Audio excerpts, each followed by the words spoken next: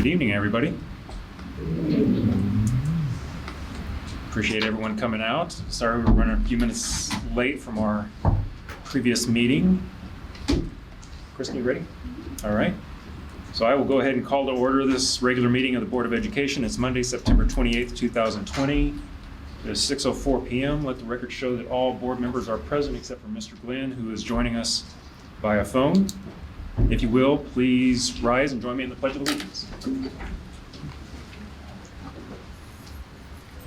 I pledge allegiance to the flag of the United States of America and to the republic for which it stands, one nation, under God, indivisible, with liberty and justice for all.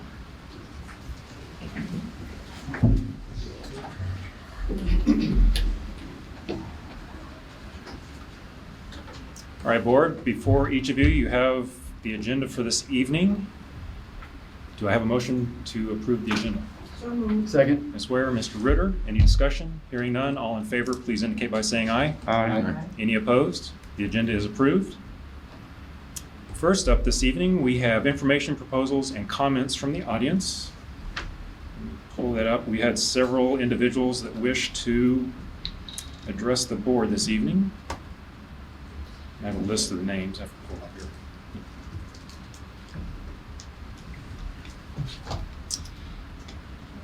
All right, this evening we have 8 students from the high school that wish to address the board. Do you want to address us individually, or would you like to do it as a group? No, we have 6. There was some that had. Oh. We have Talia Bowman, Hikmet Rumani, Jaquan Gray, Katrina Barton, Rosalind Cookson, Talisa Garman, Alana Long, and Torrance Williams. There were a couple out here. So, who would like to go first?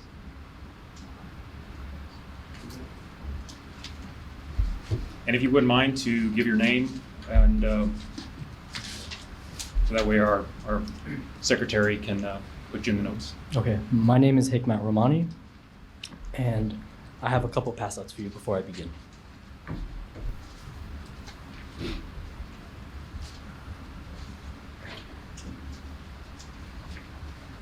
Thank you. Thank you, sir. Thank you.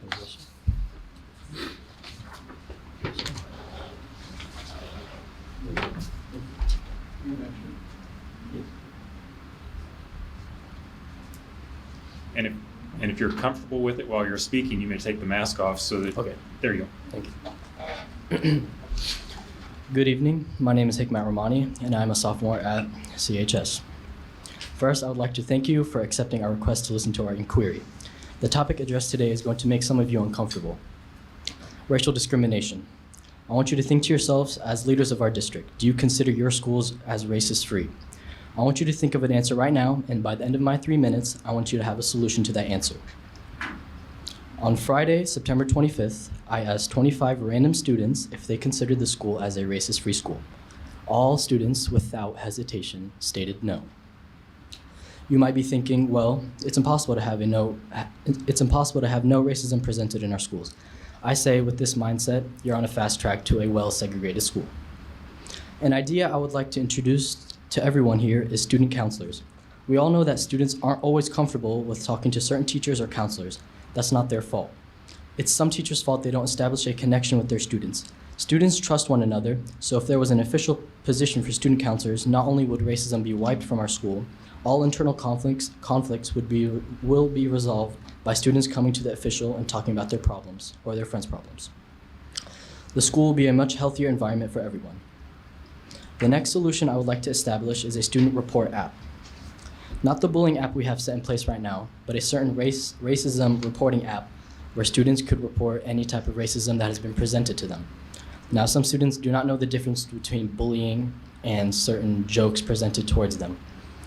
So, it is a form that all students fill out whenever they want when they have been bullied by their race, religion, or sex.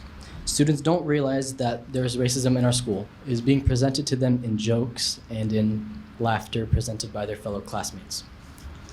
It has been so normalized, or to the point that some students are okay with it. If you look, it might be on the second or third page of the handout. There's a quote that says, in the second part of it, it says, "I honestly ignore it." A fellow student said that to me after I asked them if they were okay with racism being presented in our school. So students are so used to the fact that racist jokes are presented to them where they no longer feel like they need to say it to a trusted adult for any reason. That is all I have to say. Thank you very much. Ask a question. Yes, sir. These quotes, are they from the 25 students that you, 50 students, yes. 50 students that you surveyed? Yes. Use some of the comments that, okay. Yes, sir. That's a good idea about the app. Yes, sir. Have you spoken with Michelle or at Yes, the high sir. school? Or, Mhm. We have discussed it, yeah. Okay. That would be my first recommendation, is to have a sit down with the administrators out at the high school and let them know some of the thoughts and Yes, some sir. of the ideas that you have to advance this. Yes, sir. Well, thank you. Thank you very much.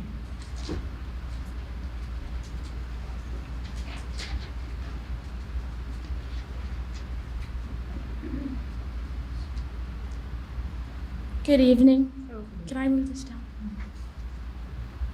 Good evening. My name is Celia Bowman. I'm a sophomore at Cape Central High School. I'm here this evening to address an issue with our district. It is lack of diversity training for our student as a district. The statistics of our Cape Girardeau School District, according to publicschoolreview.com, places our district as a very diverse group in comparison with other Missouri schools. Our district has 48% minority students, with 30% being Black and 10% being more than one race. Our district needs to understand how schools of education and teachers' preparation programs can better prepare teacher candidates to work efficiently in our racially diverse schools. What type of training existed now, if there is any? Are teachers and administrations having to undergo training to understand their students of different cultures? It's my understanding that yes. Yes.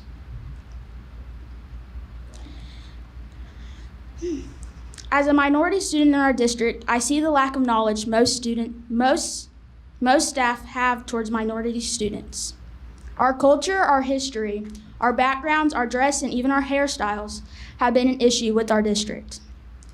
I believe that if the district could begin and continue to have ongoing training regarding this issue, then our district would be aware of the discrepancies between the races will not continue in our district.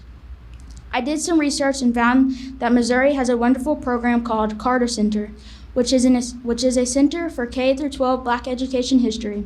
They offer training on Black history to teachers to efficiently understand Black history throughout our country.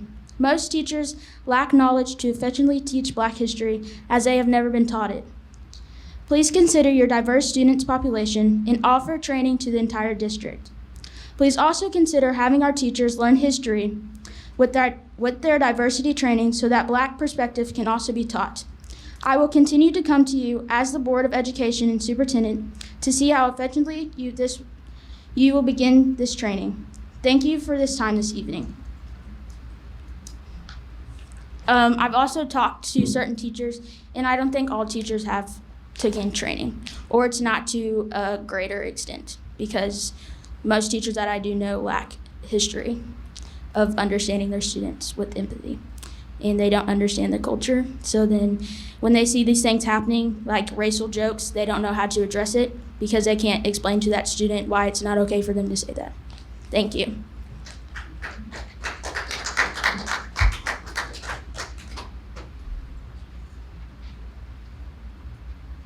Who would like to go next?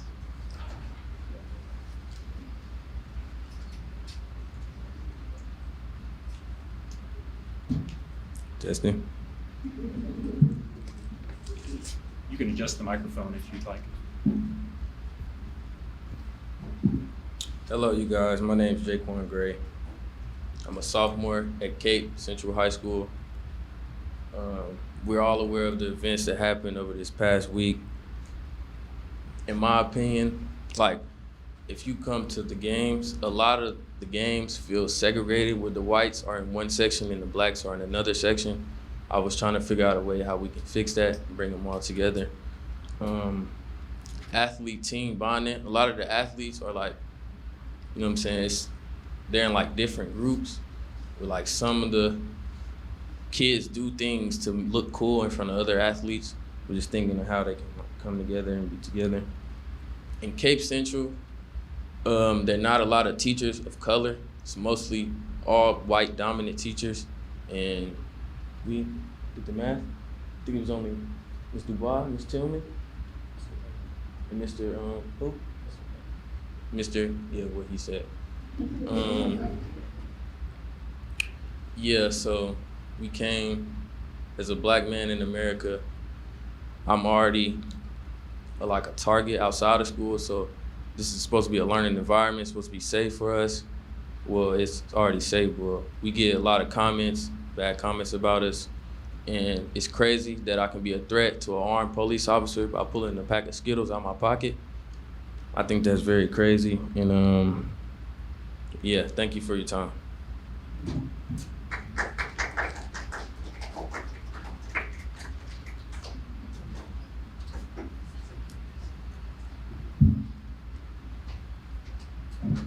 My name is Sydney Tovar. I'm a sophomore at the high school. My name is Rosalind Cookson. I am a sophomore at the high school. I'm speaking on behalf of the people who could not make it tonight. In lieu of recent events in our school district, it has showed me as a student, us as a student, how shocking people can take recent events that have been happening. The actions of the students involved in the recent uproar at our high school have been something that nobody should ever go through. The way the school board handled it, in my opinion, they could have done more. And there are many things I could say about these students, but what is most important right now is what we can do to change. We can be the change. Teachers can be the change. And not only that, going along with my fellow classmates, teachers need more training on how to deal with these certain events. Students can do more as well. There should be clubs that should open up to more different, like, I guess you could say awkward events that would happen. The recent nation has not been the best place for any racial environment, and it's been a long couple of months. And in lieu of recent events, those couple of months have felt like years. And as a student that is also Hispanic, I've felt targeted at our school, in our district, ever since I was little. It's something that I don't believe a student should ever face, a student of color, a student of biracial color, or just a student in general. I really hope you guys can consider everything us and our students and everybody else has pitched to you, and Not all teachers, some that I know have really helped during this. They've been really understanding, but then there's other teachers that honestly act like they don't care sometimes, and I don't know how to explain it. It aggravates me sometimes, because if you see somebody getting picked on and racial issues happening, if you try to stand up with them, then it feels like 5 other people come at you. And it's hard when you have friends that are different and have different racialities, and you see them getting picked on, and it's not fair that this is going on in our school, because I found when I was little, I went to a different school, like everybody came together and everybody worked together, and it was different. And I feel like people just try to put people down, and it's for things that they can't necessarily help, and I don't think it's right at all. Thank you.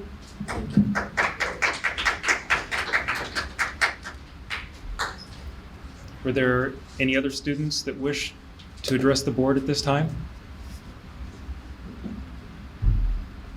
Oh, personally, I would just like to say I appreciate you coming forward, and I know it takes a lot of courage to stand up, especially in front of other adults, and address issues that are very sensitive in nature. And we appreciate the comments that you've shared with us this evening. And again, I would just ask that if you have ideas and suggestions on how to make your school better, more comfortable to be in, to address those issues with your counselors, your teachers, your administrators there. And if you don't see any change through them, then you always have the opportunity to come to the central office and address those issues just like you did this evening. And just know that they're not on deaf ears, that we hear your concerns. I mean, you live it every day, and we really appreciate the courage and the time that you took to make those good remarks. So thank you. And then next we have 3 adults that wish to make comments. First up, Miss Ramona Bailey.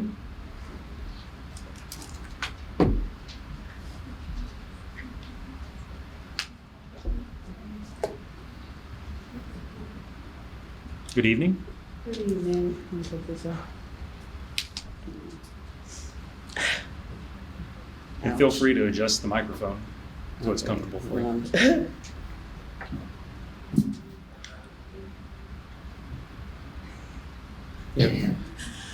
Okay. Good evening, Ramona Bailey. I usually prepare what I want to say when I come up here because I don't like doing this when I come up here. So, but the young people said I knew that they would probably say a lot that I wouldn't have to say. So what the point I do want to address tonight is for the situation and everything, the parents were able to remove the student from the district.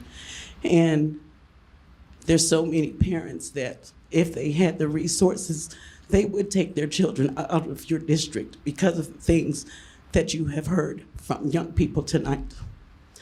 Because they don't like their children being mistreated. I'm not saying that young person was mistreated. I'm just talking about the fact that they had resources to remove this student.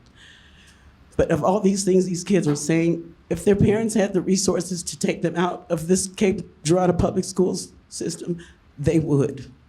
So it seems like you all, the narrative that you're saying is, if you don't like the way we do things here, then you can't go somewhere else. And if that's not what you're saying, I think that you need to do something about what you're hearing, not only tonight, but you've heard before, you've probably felt it before, did it before, whatever. And we're at the point now where it needs to stop. And these young people, they have some great ideas. I know they talk with their administrator at the high school to implement plans, but this is something that needs to go from the preschool all the way up to 12th grade. Because as a student in Cape Public School System, I have experienced some of the things that they've talked about. I have my own stories. I can start back from the 2nd grade, 6th grade, 7th grade, all the way up. And nothing changed.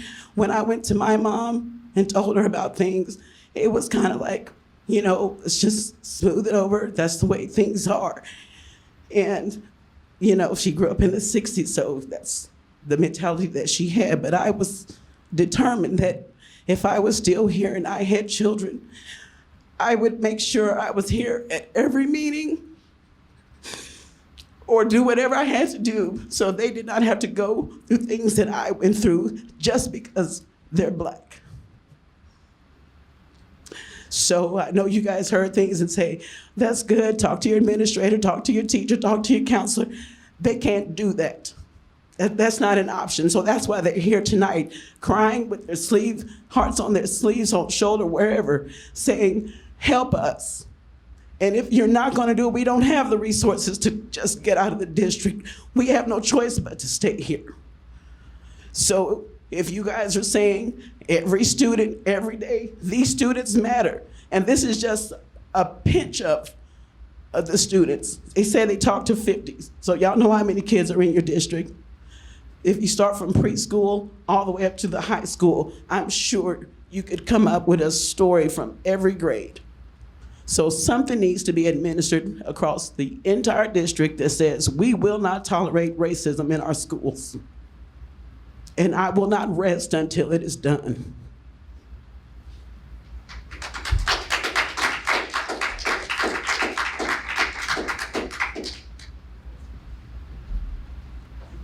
Miss Geneva Allen Patterson.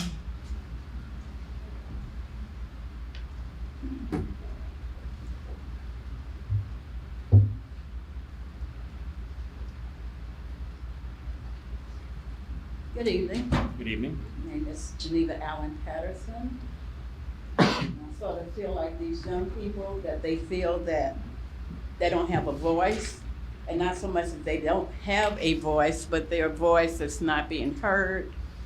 And the reason I stand with them, because I have sent emails to the administration and I have been ignored.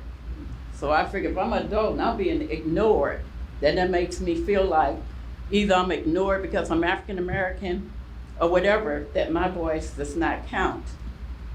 The issue that came up with me, and the reason I feel you should respond, is that I volunteer with the People's Shelter of Cape Girardeau. And with that, a lot of calls come in. But even though I volunteer, I give people the respect that I answer every call that comes in, even if it's to say I can't do anything, it's nothing I can do about that, or thank you for your concern. I at least give them the dignity and respect to answer their question. And I feel that should be afforded to these young people, and that should be afforded to anyone that sends a concern to the school board. My concern was the Southeast Missouri, and I get the paper. I've canceled since then because of some racist things with the Southeast Missourian. But when I was getting the paper, I picked up the paper on August the 30th, and I was surprised that I saw this picture from Franklin Elementary School. And basically what the picture showed me was some of these kids or young people are saying tonight, it looked like nobody cared about our African American kids. Because right here in living color, in front of everything in the paper, we have a black kid on this page that does not have a mask on, and looked like nobody cared that the kid had no mask on. And I read the reentry plan, and it said when students were in close proximity to each other, and these two African American kids almost hugging each other, is that they're supposed to have a mask on.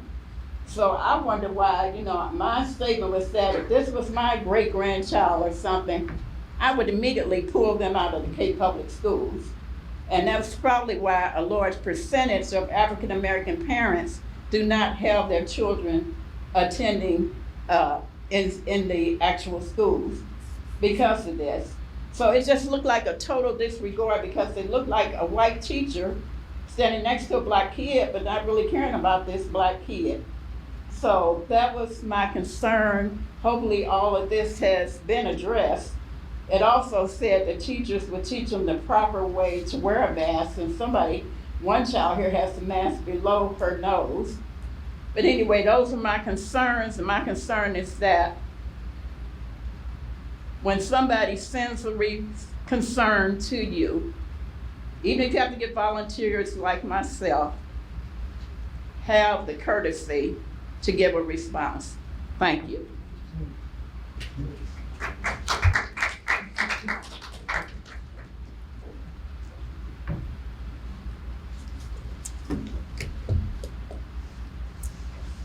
And next up we have Miss Becky Robinson.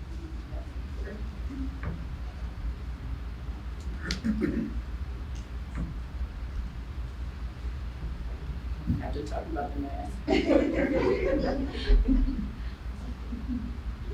Good evening. Good evening. My name is Becky Robinson, and I approached you guys a couple of months ago talking about Jefferson and an after-school program. But tonight I kind of want to focus on Jefferson once again, if you don't mind. So I pulled an article. It looked like on April 3rd, 2019, on KRCU, Miss Lindsay Grogine interviewed Dr. Glass, and the headline was Voters Passed $12 million Bond Issue for Cape Public Schools. In there, it says that Dr. Glass said the $12 million would not only be used to meet district-wide needs, such as parking lot repairs, new HVAC systems, and roof repairs, they will also be focusing a bulk of the funds on specific projects at Jefferson Elementary and Almer Schroeder Elementary. We're proposing $2 million at each location, says Glass. At Almer Schroeder, we're looking at some much-needed renovations and upgrades. It was built in 1959, and it's not really conducive to student learning. At Jefferson, Glass says they will further their STREAM initiative and make renovations to the 62-year-old building. This includes improvements to their gymnasium. Glass says they will also place $1.5 million towards a consolidated preschool center serving children years 4 to 5 on Jefferson's campus. So that article was written on April 2nd, 2019. Today, it is September 28th, 2020, 1 year and 6 months later, and I'm here addressing the board again to question what improvements have been done at Jefferson other than receiving iPads. It seems that Almer Schroeder is almost complete, if not complete, with all of their improvements. What about JE? As a parent who chose to enroll my children in the open enrollment at Jefferson Elementary, I feel completely let down that the promises are not being kept. Some of the factors in placing my children there were all the promises of the updates and the construction, as well as the awesome administration and the teachers at Jefferson. To my knowledge, Jefferson is still needing many updates and improvements. The tiles on the floor still have not been replaced after they were taken up at the beginning of the 2019-2020 school year, and our children had to walk by cones placed on either sides of the removed tiles all of last year. My daughter has told me that the tiles are still not replaced, that rugs were just put over top of them. That is not acceptable conditions for our school. And once again, I ask, have these areas where the tiles were removed been tested for mold, lead, or asbestos, considering JE was built 63 years ago? It implies to me that our JE staff and our JE students' health is not a main concern if these issues continue to not be addressed. The bathrooms are in dire need of updating and replacing the commodes and sinks. Even the stalls need to be replaced. They are extremely outdated and definitely not very sanitary. You can only clean old toilets and sinks so much. They are really needing replacements. The gym has yet to be touched, although it was stated in the report by Dr. Glass that the gymnasium would be getting improvements. JE has 5th grade this year, which was an addition. They had to use a room that was not designated to them because JE still has not begun any constructions or improvements since the bond was passed a year and a half ago. Next year, they will have both 5th and 6th grade. Where do you plan on the classrooms being, as JE has no other rooms to put them in? When will construction begin at our school? Our staff at JE go above and beyond every day. I looked at the population of Jefferson. Jefferson's population is 72% minority, 49% Black, 15% 2 or more races. I apologize, I just got that figure wrong. I didn't look at my notes correctly. It's 49% Black and it is 15% 2 or more races, and it's 30% white. I apologize for that. At Jefferson, the amount of children that are eligible for free lunch is 84%. 4% is eligible for reduced lunch. You know, it just seems to me that our staff goes above and beyond every day. They have improved the culture. Before COVID, they improved the attendance and the testing scores. Our students strive each and every day to be the best they can. They are great students and wonderful children. They, the staff and the children, deserve to have a school building that is changing for the better as they are. I implore you as a Board of Education and a superintendent to please walk the halls, the classrooms, the gymnasium, the cafeteria, the library, and the bathrooms at Jefferson and tell me why you do not see as a parent that I am upset that nothing is being done at JE that was promised. I was a huge supporter in getting the bond passed. I had many people go to the polls just to vote on that issue alone. Please do not let us down. More importantly, please do not let our students, our future, down. Thank you.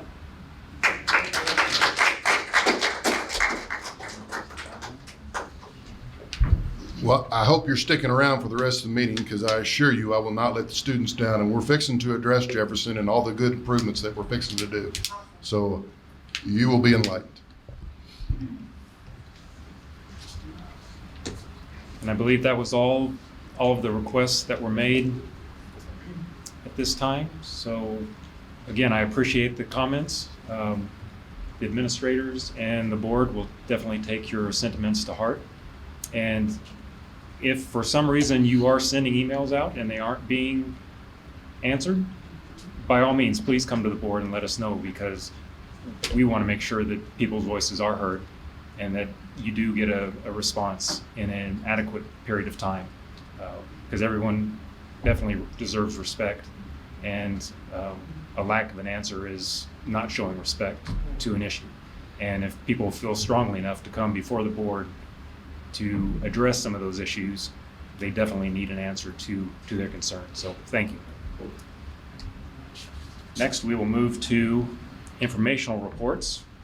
And first up is the board's president's report. The only thing that I have to report is this past weekend was our annual Missouri School Board Association conference. And due to the COVID-19 situation that we have going on, everything was virtual. So I hope everyone had an opportunity to log in and take advantage of some of those courses that were online. They were definitely very good, and some of them were very timely. So I would like to hear from board members at a later time on what you learned from it. If there's any points that you want to share, maybe we can have a work session at some period to talk about some of those things that you were able to take advantage of. So, and that's all I have for this evening. Next up, superintendent's report. Dr. Glass. Sure. First off, I want to thank all the speakers for coming tonight, especially our students. It takes a lot of courage to stand up in front of the school board and give your testimony, so I applaud you for that. That's a great step. And realize as your superintendent and the school board, we have listened and we have heard, and we intend to take some action on this. We believe that we need more training for our staff and for our administration. Our administration went through some training this summer. It was a great start, and we've had sporadic training since then, but we need to develop a long-term plan. And so thank you for bringing that to our attention.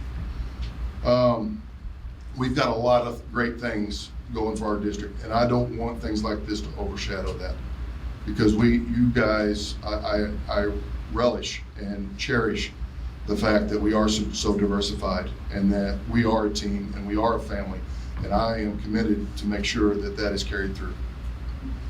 I want to thank the Southeast Missourian and KFES 12 for doing such a great job highlighting some of that great stuff. We had teachers that we have moved into the new virtual world of learning.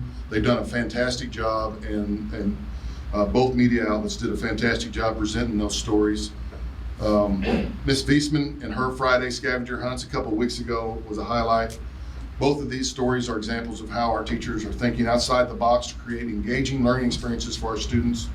Thank you for all our teachers that are teaching virtually. It is new territory. It's uncharted waters. It's very difficult. We're trying to be just as engaging in a virtual platform as we are in the classroom, and that's very difficult to do. So they're learning every day, and they're trying to make adjustments and be there for their students. And by all means, their students are number one priority, and we want to make sure that they understand that. We have 2 students being honored by the most prestigious scholarship organization in the country, Emma McDougall, who is a National Merit Scholarship semifinalist. You likely remember she made the news last year as a junior after scoring a perfect 36 on her ACT. Congratulations to Emma. And Brayton Osborne, very good. Brayton Osborne is also being recognized by the National Merit Program. He was named a commended scholar last week. We're very proud of this honor and congratulate him. It's no secret that we have thousands of special students doing great things every day, and we're always happy when we receive the recognition that they deserve. Lastly, I would just like to reiterate that we are hiring substitute teachers. We're having a lot of vacancies, not necessarily because of positive cases, because of quarantines, close contacts. That has taken a lot of our teachers out of the classroom. They're trying to telework wherever possible, but we are in desperate need of substitutes. So if you're interested in substituting, or know friends or family that are interested in substituting, then by all means, send them our way. And that's all I have. Any questions for Dr. Glass? Next up, we have our academic services report. I was going to also add that we need substitutes. The other thing that we really are trying to hire is teaching assistants. So those are to support both special education that we have a need for, and we are trying to hire some teaching assistants to support our kindergarten through 6th grade virtual teachers to allow some additional small groups and reteaching. Support for the teachers, because it takes a long time to get some of that technology uploaded. So those are all spots that we could use applicants. We did have come up with a plan to try to support our kindergarten through 6th grade teachers a little better. One of those things is on Friday to be asynchronous learning day, where it's a little bit more independent learning and students aren't getting on Zooms like in large groups. It's allowing the teachers additional time to provide feedback on assignments. It's allowing teachers time to call and do one-on-one assessments or small group interventions. That might be more of like an Achieve 3000 day or an assessment day or Imagine Learning, those kind of things to try to give those teachers some opportunity for one-on-one, some office hours, and other things they just don't have time for through Monday through Thursday. We are hiring, trying to hire teaching assistants currently. We are on day 6 of 10 days of technology help sessions. So we still are scheduling for the rest of the week, including Saturday mornings, but last week, Monday through Thursday, and then this past Saturday, and then also this week, Monday through Thursday and Saturday. People that are involved in the Tigers at Home could put online that they needed help, what grades their kids were in, what kind of device they had, and if they knew what they were needing help with, like what they were struggling with, we gave them a kind of a buffet of choices of things, but then you could also type and describe your issue if you weren't able to choose from those choices. And then we are, once someone submits it and says, this is what I need help with, we are finding a teacher that is an expert on that topic and assigning them to work one-on-one with that student and their parent or family member, grandma, whoever's helping them online. So our attendance has been up and down a little bit. We have been trying to call and remind individuals that their appointment is like Sarah Garner and I made phone calls this afternoon to try to remind people that their appointments were tonight. And a couple that I talked to were very thankful for the reminder because they had signed up, a little over a week ago, and we all know that life happens between those times. And so we are, that has been going well. The parents who have been showing up are extremely appreciative of these evenings. We have purchased a program called Go Guardian for the elementaries, which allows the teachers to see what's on the elementary students' computer screens if they're on Chromebooks. We've had it for secondary for a long time, and we added it for K-6. That means a teacher can log in, and when a student says, I don't know where to click, or I'm not seeing this, the teacher can log in and see what's on that student's screen and say, oh, okay, do you see the little red button up in the right-hand corner or whatever? That's where you need to click. And so that has helped as well. We've actually had some parents who canceled their tech help sessions because they said, oh, the teacher figured it out by just looking at my kid's screen. So that's been a really, that's been something recent that's occurred as well. But we continue to problem solve, and when we get, Jamie, Russell, and Tina Schussler really are driving this this ship and helping support our families and our teachers, and are really doing a great job with it.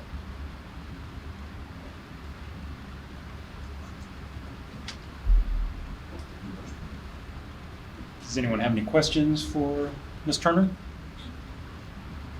Hearing none, we will move on to our instructional technology update. Mr. Russell. Yeah, we've been, like she said, troubleshooting all sorts of different issues, including just trying to make it easier for teachers to even, communicate with parents and communicate, grades and stuff like that. We're implementing a system that allows us to take things that are in Google Classroom and Moodle and push it into Infinite Campus, and so there's, hours and hours and hours saved for those virtual teachers and our regular teachers. Troubleshooting Zoom, having teachers going into class and trying Zoom out in class so that, some of the issues that we saw with going virtual and not having any training with the students, we can do that as well. And so teachers have been doing that. We've been pushing out new technology pieces like webcams and Bluetooth microphones and stuff like that, making sure that our teachers are have the tools that they need and stuff like that. We've also, outside of that, have been trying to track our students and who does and does not have internet at home. And so, that way we're prepared and have a plan in place. Those buildings have a plan in place for an event where, we might have to go home, or just to know, if we have a student who's sick and is in quarantine and they need help, they need to be able to get work and stuff like that. Education doesn't have to stop. And so we've been working on, and I've anonymized these maps so you guys can kind of see just total numbers spread out over the city of who's got it and who doesn't. And so get a little slow on the Wi-Fi today, everybody in here. And so you can see, like I said, who has it and who doesn't. And so this, again, is non-virtual students who don't have internet, because the virtual students didn't want to turn in the form. And so we went in and figured that out. And so we can see exactly who doesn't have internet. And so trying to make sure that we clean up the data, make sure that all of that's available for teachers instead of Infinite Campus. So as they're preparing lessons, they know who to prepare for and who to make sure that they can get everything that they need in a time that they need it. And so a little bit of data on the back end, a little bit of professional development on the front end. But it's been a crazy start to school, as you guys know, and we're just trying to troubleshoot and make sure our students can have what they need, and our teachers as well. So that was non-virtual students, so face-to-face students that don't have internet access at home? That's correct. And we're roughly, and I can split it by building and stuff like that as well. And so we can. So that leads me to the question of, sure, if they're virtual students, are we having issues with limited Wi-Fi access for those students that are staying home and having online classes? We did at the beginning, and some of it was just having the discussion about, okay, you've got a Wi-Fi router, and for example, we had a student who wanted to stay in her room on the farther side of the house and was having some Wi-Fi issues because of that, and just having that discussion, hey, you gotta be closer to the Wi-Fi, was a good example. We had a couple of families who they switched providers because the provider that they had, the Wi-Fi wasn't, they're at the end of the line, the Wi-Fi wasn't that great, and so they switched providers. And but for the most part, you guys can. Principals have done a good job of notifying us. I actually have one that was emailed to me today. I actually have one student family who was emailed me today by the building principal saying that they recently moved and have lost Wi-Fi. So that parent is on my agenda to call tomorrow morning and problem solve through it with her.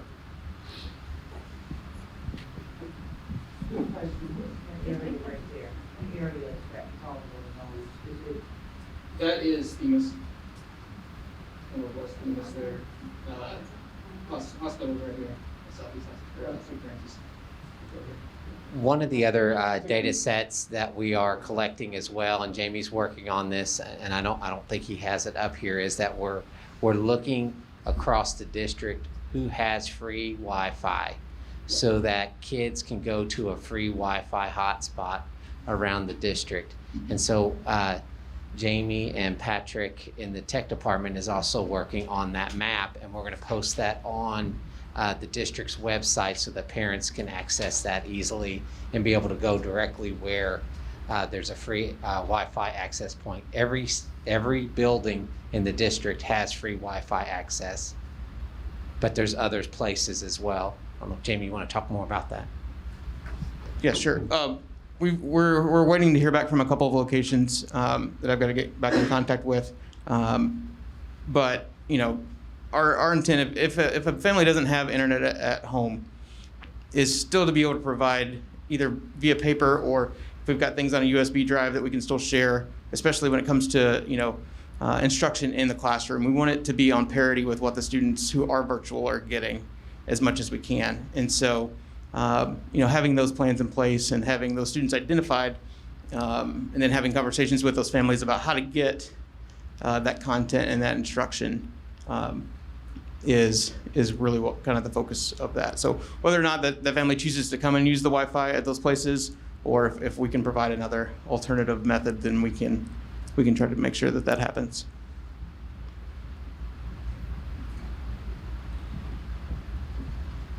Do we have hotspots that can be checked out?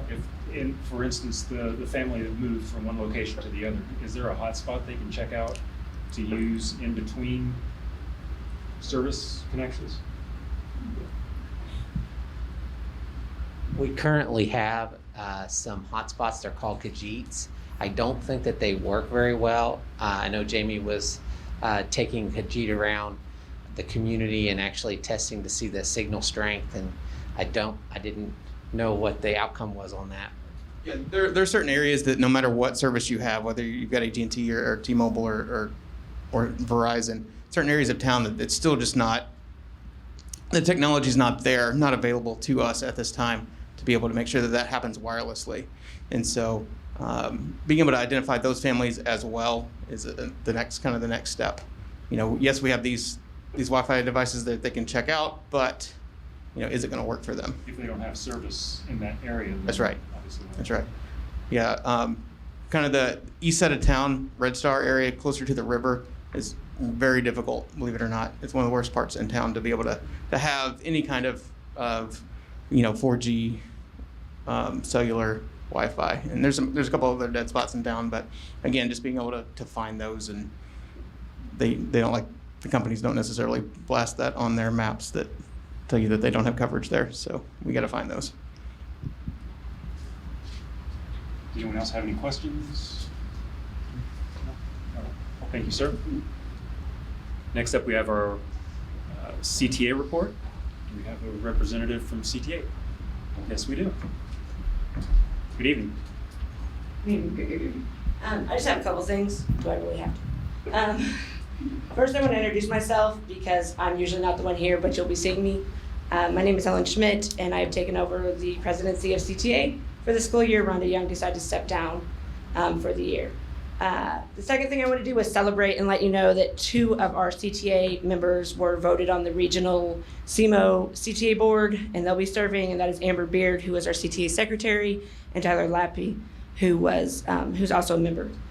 And then finally, I wanted to thank Dr. Glass and all the assistant superintendents who met with us twice this month to really talk about virtual and Tigers at Home and figure out some of those things with teachers and the problems they're having, and tried to solve those problems for us. So I wanted to thank you and tell them how much we appreciated that.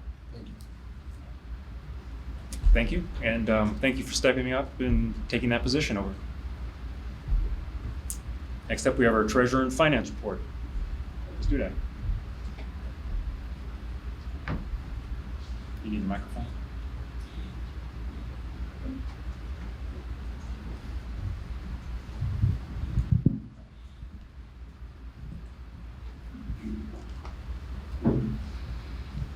Good evening. Good evening. This report is for the month ending August 31st. And I am going to mainly focus on the general fund, which is our main operating fund for the district. August 1st, we started with the beginning fund balance of a little over $12.5 million. Revenues received for the month were a little over $904,000. Expenses approximately 1.4. And we transferred a little over 1.4 million to the special revenue fund, which is where our teachers' salaries and benefits gets paid from, and the general fund covers that every month, leaving us with the ending fund balance on August 31st of 10.5 million. Our other funds, the fund balances are listed below, including the Series 2019 bond funds. You can see we have 5.9 million left. Our cash and investment detail is listed with the banks that are holding our funds. Does anyone have any questions? Thank you. And last up for our informational reports, our support services. Dr. Glass? You want to let it go? Can you click on that?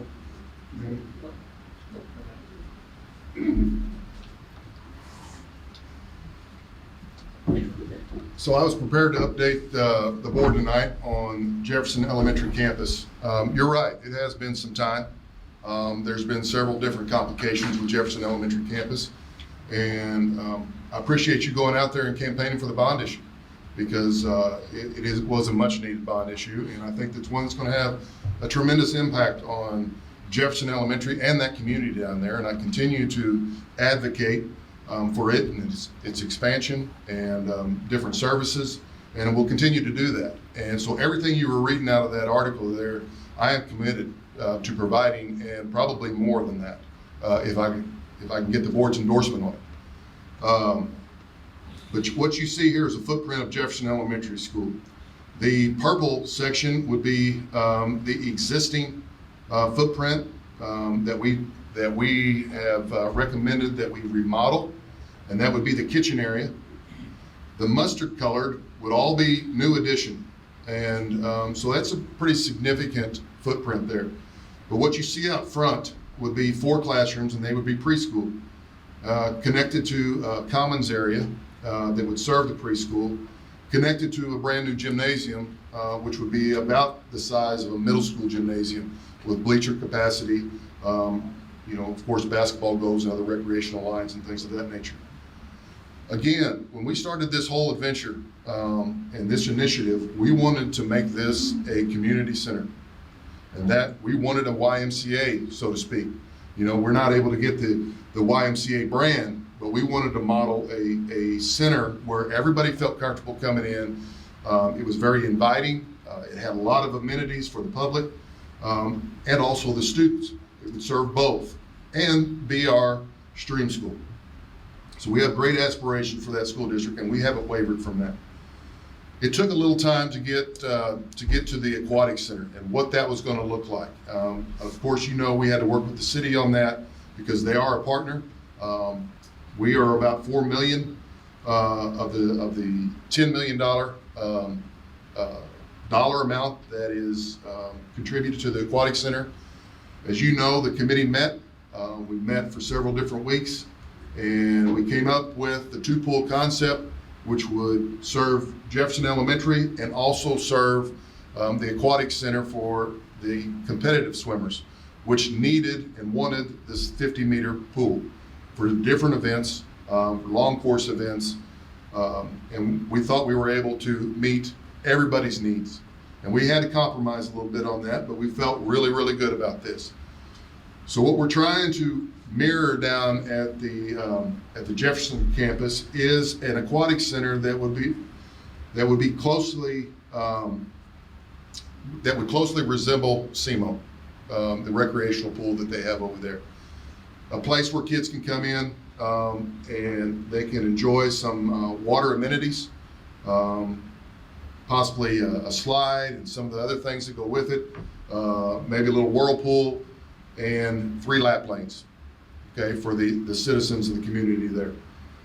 But again, this was the overall concept. What you see in blue up there We have had conversations with the Parks and Rec. They have committed to putting a park down in the south side, somewhere in the south side region. And we put a concept up there that would offer a splash pad outside of this aquatic center. So something similar that you would see down at Capitol Hall, Capitol Hall Park, that splash pad. So again, this is a conceptual design. We felt really good, met most of the needs. We would keep the existing gymnasium for a performing arts center, for a library, for a, we have dreams of inviting the public in and helping parents with parenting skills and resume building and things of that nature, that the school district can be very holistic in their approach of the child. That is our dream for the Jefferson campus, and we have been working on that for quite some time, especially after we got done with the, I appreciate Jeff Glenn and his work in leading the aquatic committee, because it was a very cumbersome, complicated process, but we got through it and we felt like we really had a plan moving forward. Once we got that plan, we hired our architects, Insight Design out of St. Louis. We've also worked with a consultant, Councilman Hunsacker, and they've done thousands of pools across the United States. They've taken a look at this pool and they feel very comfortable with what we're offering is going to be fantastic for the community. So we kind of came to a crossroad. We had in order to meet budget lines, we had a sprung structure over that aquatic center. Now, a sprung structure would be something similar to the bubble, except it would have a skeleton type infrastructure, but it would have a canvas type covering. It's good in order to meet a budget. It's probably got a 25-year life expectancy, but it will have to be replaced at some point in time. We have created a budget that's outside the scope of hard construction that I feel will better serve this community and better serve JE down the road, which would be a 50-year solution of basically a brick and mortar building. But that comes with a price. And that's basically why this presentation is happening tonight, because the bond issue will not cover everything that we are wanting to accomplish down there. It's just going to fall short. But I think we can get there, and it's going to take some doing. But Jamie, if you switch to the budget. So we went through a line item budget, and basically we got hard construction costs of $9.5 million. Then we've got our soft costs of roughly $1.1 million on top of that. We've got professional fees of right at $700,000 for a grand total, after you get everything included, right at $11.3 million. We don't have $11.3 million. We have, to the best of my calculations, after contingencies and design fees and all of my buckets that I can scrape together, we have roughly $9.3 million. Now, we have contingencies, and these are very conservative numbers because contractors are not going to want to put out their hard numbers right now, because the bidding climate could be all over the place when we take these out to bid. So what I'm hoping for is a very favorable bidding day out there. We have a lot of competition bidding on this project. I'm also hoping that the board would give me the nod and approval to use some of our capital project funds, which we have, you just heard from Lindsay, we have $2 million in our capital project funds. Capital project funds are basically set aside for rainy day funds. If something happens to one of our buildings, insurance doesn't cover it, something catastrophic, which typically anything catastrophic, the insurance is going to cover, but we have $2 million set aside. We've operated with about $500,000 set aside before. So my proposal would be to take $1 million of that Fund 1, add it to our 9.2, 9.3 that we have, which would get us to 10.3. Let's hope for a favorable bid day when we go out, and we can get to that very conservative 11.3 number. I'm hoping that it, obviously that we see much better numbers than that. If we can't get there, I've asked the designers, what does it take for us to redesign? Because the brick and mortar building and the sprung structure are two totally different designs. And they told me that. It's not like one can play off. We can't just add one and put it in place and take the other one away. Can't do that. I asked them what it would take to redesign that. They said $30,000 to $40,000. So at the end of the day, if we can't afford that, that's what it's going to cost the district, $30,000 to $40,000 to redesign this facility in something that we can afford if this doesn't work. It's a calculated risk. I've got people out in the public that have been very generous. If it took a campaign of sorts to get there, if we did fall short, maybe we could do that. I don't know at this point, but that's where we're at with the Jefferson project. This delivers to me exactly what you read in that article. I don't think that I've promised anything in that article that I have not delivered, or we have not delivered. Josh Crowell's been instrumental in this whole thing. Working with the architects and engineers. I think we've delivered what we told people that we would deliver, and I still think we can deliver what we're going to tell people, but instead of going with the 25-year structure that I don't think is conducive for that area, I want to go with the brick and mortar, which is about $1 million more. That's where I'm at. So I didn't put a motion out there. I kind of want just a feel from the board, a temperature check, if you will, just to say, do we proceed down this road with those budgetary numbers and try to get some design there? And we'll have some, one of the things I left out is there are a couple ad alternates that, let's say we plumb for the slide, which is a $200,000 addition. We plumb for it, we fell short here, we set this aside until we get the 200,000 and then we bring the slide in later. We can do that too. That's kind of an a la carte deal. You bring it in when you can afford it. On certain areas you can do that. Now when you're pouring concrete and trying to build foundations, you gotta know what you're doing there. But there's certain a la carte things that you can bring in. But the footprint, I like it. It serves the community very well. It adds expansion of the preschool later on down the road. It frees up the library space because we're going to put it in the old gymnasium that will serve as a cafeteria and also a library space. We have a stage there that I would like to see maintained for performances, because when we're talking about stream school, we're talking about the arts. And so I would love to see that utilized, and there's no sense in demoing that when we're just when we need it. And I think it would serve us very well. So that's the plan. Board, with that said, I'll open it to questions. We've been around the world with this thing, I think, and I'm ready. I'm ready to see it come to fruition. Do we have a timeline on when we'll start making some progress? I think that seems to be the biggest question. It's to really put a shovel in the ground, it's going to be next summer. Bid day will come probably March, April. The architects will develop the documents that the contractors will bid off of. They will develop those up until Christmas time.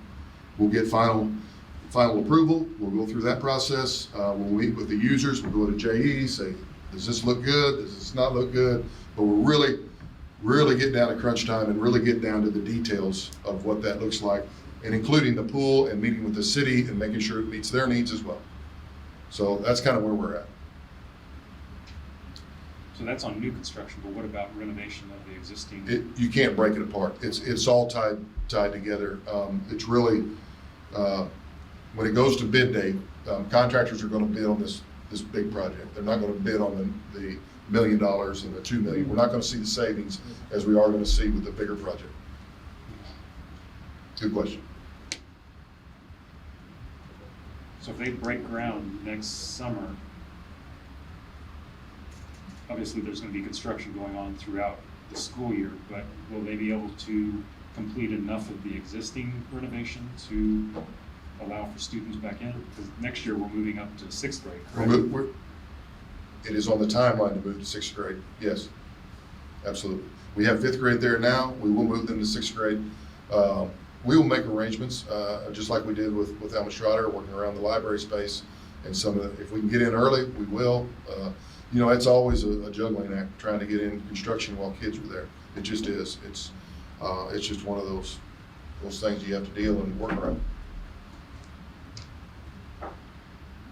And obviously, there'll be priorities for classroom space, preschool. There'll be stages. Yeah, gymnasium, kitchen will take priority over aquatic areas. Yeah. But the aquatic area obviously would be easy because the kids won't be in that vicinity, so they ought to be able to proceed with that pretty quickly.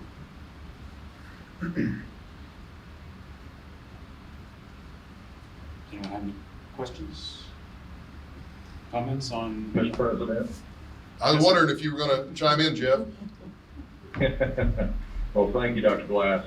And I will say that I certainly don't relish the idea of spending an additional $1 million anywhere. However, Dr. Glass has come forward with a solution that will be more of a 50-year or even longer solution as opposed to the sprung structure, which was a 25-year solution. And to me, if we have those funds available in our capital fund, and we're not going to put undue pressure on that fund, then I certainly would support a 50-year solution for the structure using those funds that we have already in the capital fund. Thank you, Mr. Glenn. And I want to be very clear. You made a good point. It is Fund 4, which is different. It's a different pot of money than salaries, discretionary fund. This is set aside strictly for capital projects. So it's not like we will be spending this $1 million extra and have it taken away from the pot that goes to teacher salaries, because I am committed to doing that too. I want to pay our teachers what they deserve to be paid, and I am committed to doing that, and I've told them time and time again about that. So that's kind of where we have a very healthy fund balance in Fund 1, and I feel good about that. We've weathered this storm extremely well, and so we're doing good, and I thank Lindsay and her team for doing that. So just to be clear. And Dr. Glass, I'm sorry you cut out a little bit while you were speaking. My understanding is that we've got around $2 million in that fund now, and we have operated with that fund down around 500,000. Was that what you said? We've even been lower, but 500,000 I would be comfortable with. Okay. Thank you. Thank you. And the utilization of those funds do not impact the reserve fund we have, correct? The reserve percentage that we've given you time and time again, and I think the last one was 26+%, that would not be impacted by this. Because we just finally got that to a place where we don't have to do a tax anticipation note each year, so that saves a significant amount of money. That's correct. Anyone have any questions? I know we don't need a vote on it, but I would love to see the full project just as planned move forward, so I would definitely be in agreement as well to push that extra $1 million if that gets us that closer. And like you said, hopefully a fantastic bidding day and it comes back better than we thought, and we can complete the entire project. That's what I'd like to see. I would too. And you know, there's always that chance I have to come back and say, it's just not going to be possible. You know, I just want to give you both sides of this, that I may have to come back and say, we've got to go sprung structure because we just can't make this work. That prolongs the timeline. You know, that pushes us down a little ways, but it is an option.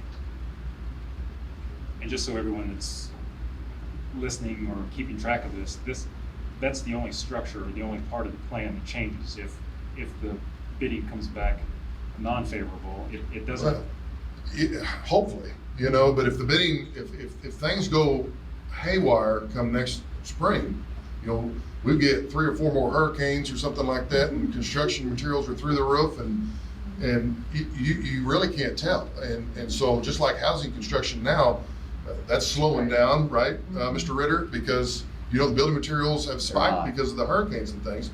It really just depends on the bidding climate. But right now, my architects are telling me we're seeing a very favorable COVID climate out there.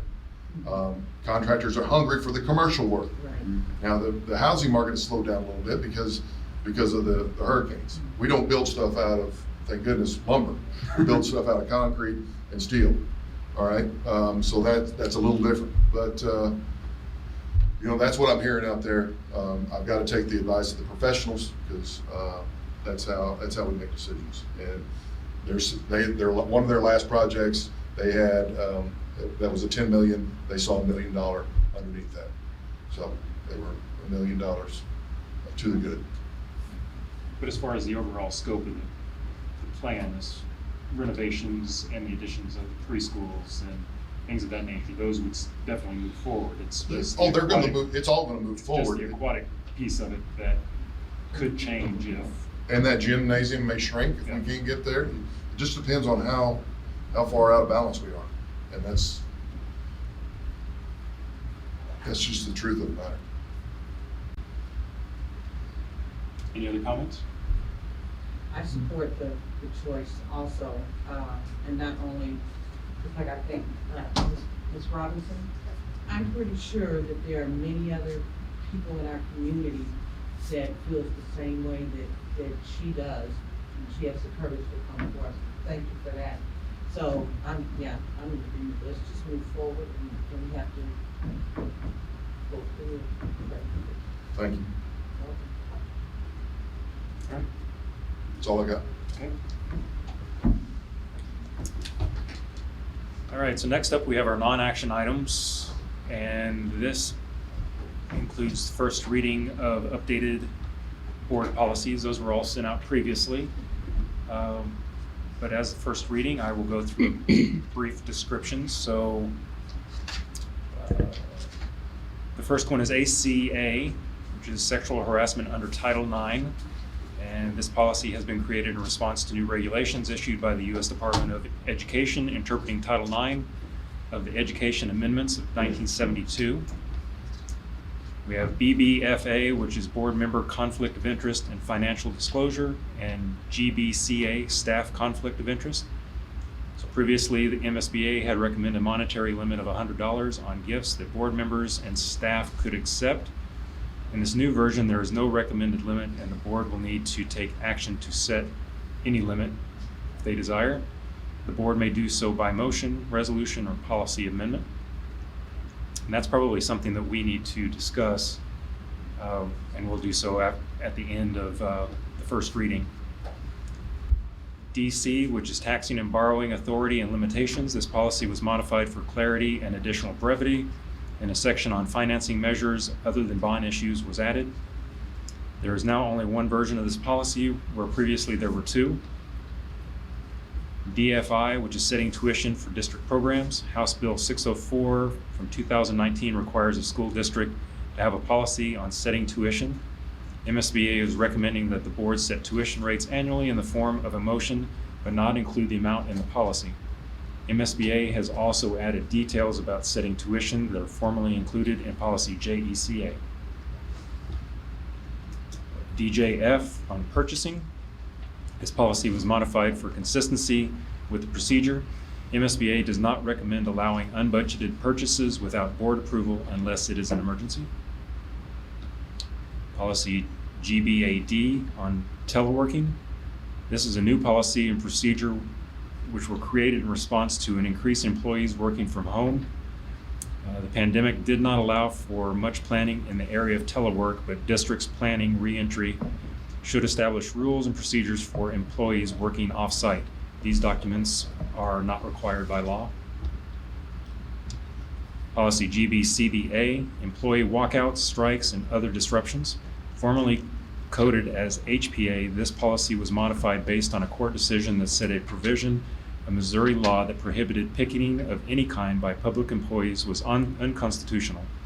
The policy previously prohibited picketing that disrupts the school environment or interfered with district operations. While it is likely that this language would have survived a legal challenge, MSBA has removed the prohibition on picketing out of an abundance of caution. Policy GBEBB, which is employee alcohol and drug testing. MSBA revised this policy and created a new procedure to assist districts in implementing new requirements for reporting drug and alcohol violations of drivers with a CDL to a national clearinghouse. Beginning in 2023, districts will also be required to search the clearinghouse before hiring a driver. Policy GCBA, professional staff compensation. House Bill 604 from 2019 created the teacher externship program whereby teachers can move on the district's salary schedule by completing an externship. And I believe in the policy meeting there was a question regarding externship, and we'll discuss that at the end as well. Policy IC, which is academic calendar. This policy was modified to clarify the level of board involvement in decisions to close schools. This has a lot to do with the pandemic and those type of issues for unscheduled closes of buildings. Policy IHB on class size. This policy was modified to align with House Bill 604 from 2019, which defines when a limit on class size may be used to refuse admission to students from unaccredited districts. Policy IKF on graduation requirements. This policy has been revised to be consistent with Department of Elementary and Secondary Education graduation guidance. Policy JCB, transfers within the district. JCC, transfers outside the district. And JECA, eligibility to enroll. These policies were modified to reflect the transfer process as established in House Bill 604, 2019 for students in unaccredited districts whose transfer within or outside the district. Transfers are also available to students from individual schools in districts that have an annual performance report or an APR score consistent with the classification of unaccredited. In addition, JECA was changed to allow military families moving to Missouri to register students remotely. Policy JFG, searches of students. Policy JFG used to cover interrogations, interviews, and searches. Now it applies only to searches of students. Interviews are now addressed in a new policy, JFGA. MSBA also created a new procedure to address the increasing number of district requests for direction on conducting drug detection dog surveys. Districts are not required to implement this optional procedure. Policy JFGA, interviews with or removal of students, as mentioned previously. Based on a federal district court decision, MSBA has taken the position that, with limited exceptions, law enforcement should not be allowed to interview students at a school. MSBA is concerned that a district that allows such interviews could be found to have participated in an unconstitutional seizure of a student. Districts that adopt this policy should notify law enforcement. Policy JG, student discipline. This policy has been modified to address applications of the discipline code to students and remove references to seclusion. The proper use of seclusion is addressed in policy JGGA. The policy revisions also clarify how the district's discipline code applies to off-campus student conduct.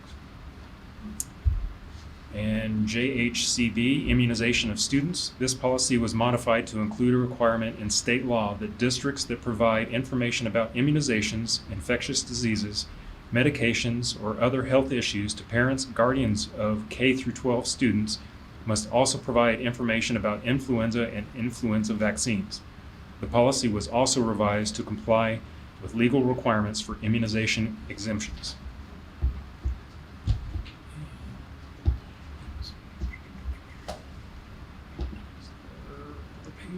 I believe that is all of the first readings. So the two that we need to discuss is BBFA, Board Member Conflict of Interest and Financial Disclosure. So previously on this policy, there was a monetary limit, monetary equivalent of $100 on gifts that board members or staff could accept. This was I guess part of the lobbying law that was set up throughout state statute. So I guess the reason this is on there is that with the guess the increased prices of, the only thing I can think of that this would apply to us is when we go to like Missouri School Board Association, and if one of the vendors decides they want to take us to play golf or to go to dinner or something of that nature, that it may be outside of that scope.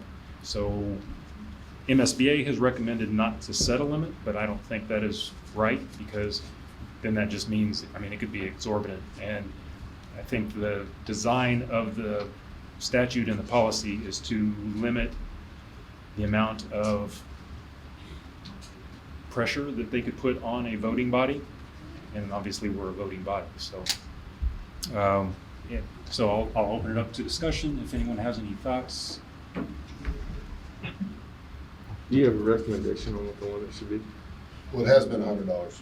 Well, it has been, but it is. And so, whatever you think, and that, I don't know when that went out, but. Personally, I wouldn't want to see it more than 200.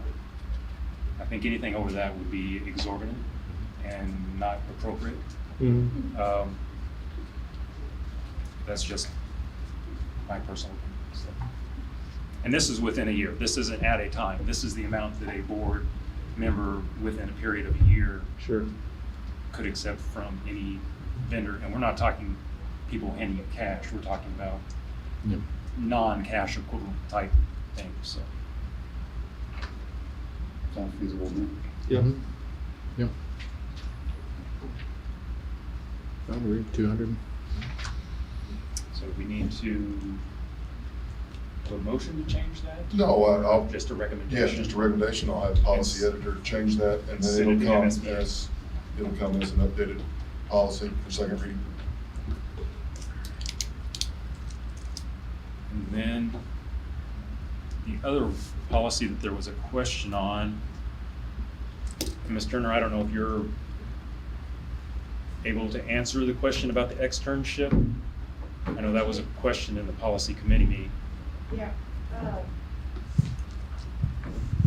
I did some research and talked to DESE about it, and they have this nice little handbook right here that actually has sample forms and everything in it. So it's going to make our jobs a lot easier. But basically, any teacher could apply to do this. They would have to fill out some forms and make sure that it's being tied into a teaching unit that they teach. But they are required to spend a minimum of 120 hours. So it suggested like 20 days at so many hours a day, or, so it's a chunk of time, like consistent. So it'd probably have to be done over the summer break. And then it would equate to 2 college graduate hours on the to move horizontally. But there are procedures that they are required to make a daily journal entry or reflection of 1 page per day during the experience. They must develop a unit lesson plan presentation or improvement plan for implementation that they share with whoever we decide they are going to share with. Whether that be with fellow teachers, like I could see if it's an elementary level position, they need to share that with other grade level teachers. It could be all the way up to sharing it with you guys. They have to evaluate the externship experience. Prior to doing it, they have to have approval from both our department, the HR department, and the site that they want to do the externship at, that all of these things would be agreed upon. So we are going to come up with some processes. We may wait until we see a teacher that really has a great idea and then work through it with that teacher so that we make the forms applicable. I'm not really sure, but we're gonna come up with some drafts anyways that will support the policy that is coming to you, and then we'll have procedures that go underneath it. Any questions regarding that? On policy GBEBB, the employee alcohol and drug testing, which primarily is for employees that hold CDLs, do we have any employees that have CDLs? We just hired the one driver for students this afternoon. Yeah, so that's the one employee we have. And that's basically for a lot of the transportation for different services that we have within in the district, and it's your sole job to do so, then yes, this policy applies. But other than that, I mean. That's the only one we have. We contract out our transportation. That's right. For bus drivers. Does Robinson Transportation? So do they use the There's clearinghouse? state laws that guide them on drug testing and licensing that they have to follow. So based on this policy, starting in 2023, a clearinghouse will begin. Will they utilize that same? They clearinghouse? go through a different avenue through state law where they're mandated to go through their testing. This only applies to our employees. Since Robinson is not our employees, that policy doesn't apply to them. But there are state laws towards their licensing and to maintain their licensing that they have to go through. That's all required part of our contract with them, or with any company that we would contract with. So they utilize an equivalent to this? Correct. Yes.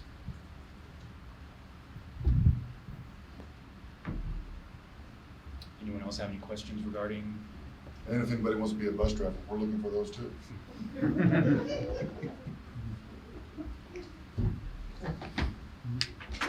So it's interesting to see the number of policies that have been changing in regards to reactions to the whole COVID pandemic and how that's really driving a lot of the new decisions and thought processes behind how things are done on a daily basis. So I'm sure we'll see more of those changes as we go through this whole process. Stay tuned. So that is the first reading. These will all be brought back next month for second reading and a final vote to get these put into place. And if there's no further questions on that, I will move into approval of consent agenda items. And we just have 2 items this evening: minutes of previous meetings, August 24th, 2020, and payment of bills, and those were sent out previously.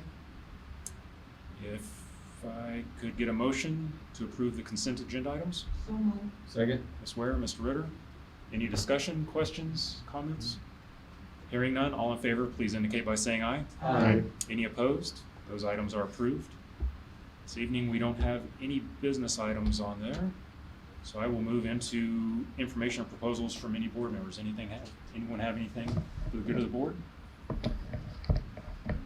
No? You're awfully quiet this evening, Casey. Yeah. Said quietly, nothing more to contribute. And as I said earlier, if you wouldn't mind, just jot down a few notes on things that classes or sessions that you took, and kind of just 1 or 2 quick bullet points. Maybe next month we can kind of discuss things that and those will be posted, I believe they'll have them up for the next year, I think they said. So if there's courses that you really took that you think other board members would appreciate, let us know and we can get online and take a look at those. So it's one of the benefits of having everything virtual this year is that it's accessible at your convenience. Mr. President, I did have a comment. I don't remember us giving an update for the foundation. Oh, I completely skipped over it. It wasn't on there, I don't think. Oh, it was not? I don't think it was on there. Yeah, sure, okay. Perfect time. Well, we'd love to hear it. Okay, Yes, and ma'am. thank you. You had a successful golf tournament on September the 11th. Also, we are currently reviewing our innovative teaching grant, which will be awarded in October.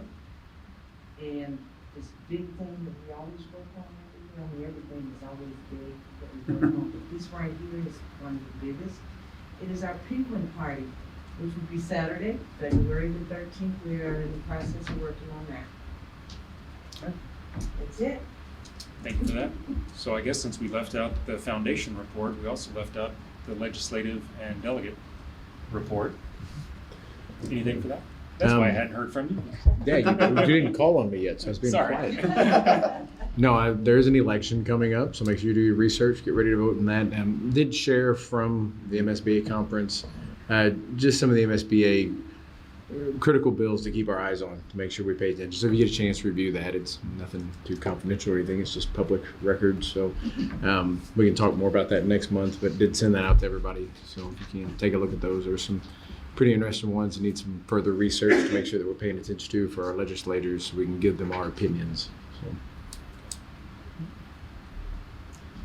And I think one of the things that you sent out was on the voucher programs. Yes. Students being able to use vouchers going in and out of different schools and whether or not they can use them at private parochial schools. I think that's one of the big things. Yeah, there was a case in Montana that set the precedent. So vouchers can be used at religious institutions in Montana. So basically that set the precedent now. So if a legislator so chooses in Missouri, that could be introduced here also.